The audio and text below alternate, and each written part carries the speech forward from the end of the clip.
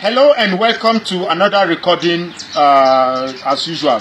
My name is Magnus Oraka, and today I want to talk specially to Mr. Osibanjo, who is the Vice President, Federal Republic of Nigeria. Mr. Osibanjo, should you come across this video is for you. I want to talk to you directly one-on-one. Let me ask you a question. Do you wake up in the morning and go to the mirror and then you look at yourself and you are proud that you are a man? Certainly, if I'm in your shoes, I'll be very, very ashamed of myself. I must say I've actually disgraced myself with the contribution that I've made in this disgraceful dispensation that you call the Buhari administration. People went to the polling unit to vote for Buhari because they believed in you. A lot of Christians, particularly of the Redeemed Christian faith, and young pastors who were coming up, who believed in Adeboye and believed you were in a church that was headed by Adeboye, went to the polling unit to vote for Buhari so that you come in.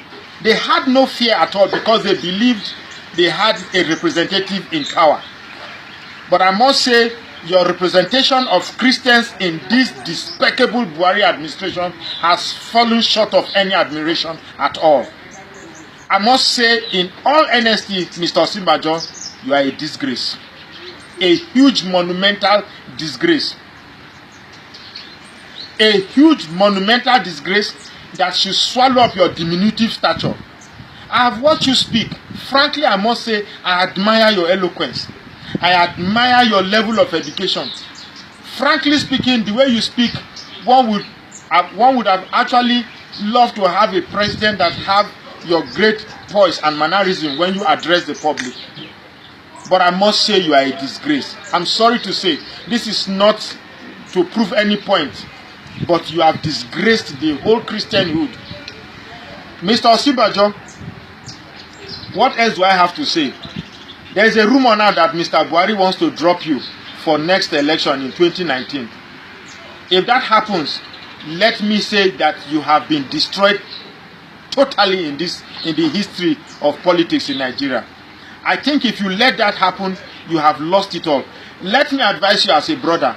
Sorry, don't be offended that I am insulting you. Your action is the one that is leading to my insult to you, because you have actually disgraced yourself. The only play you have now as a president that have been used and about to be dumped is to resign. Even if it means you don't see anything, I still advise that you resign. What the hell is going on with you? Does it mean that your parents wasted a huge amount of money to make you a lawyer only to become a stooge to an aboki without a certificate? This is shameful. I'm sure you don't look at this thing from this perspective. But if I have a son that I spent so much of money to make a resounding lawyer and a senior advocate of Nigeria for that matter, a renowned pastor in one of the leading churches in Nigeria, only to become a boy, an errand boy for a certificate-less idiot like Buhari, frankly speaking, it is unbecoming. I feel ashamed that you could even hold your head up. Let me tell you, an Hausa man with your same status will not agree to work under an illiterate southern president. How come must you belittle yourself just because of a name, Vice President of Nigeria? Vice President of Nigeria without a bite. Frankly speaking, all I see is just Vice President as a name on a paper, a name tag on an office table. You are just nothing. Frankly speaking, you have wasted 3 years of your important life on earth.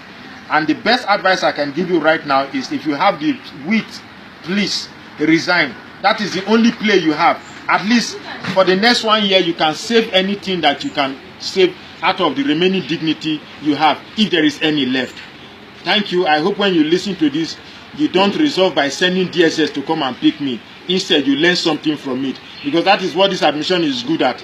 Any small criticism, they begin to look for the head. But like I said before, fear is not my portion. Afraid is not my portion. I am here. If you want to catch me, come and catch me. There is only one life to live. I have said my own. Thank you.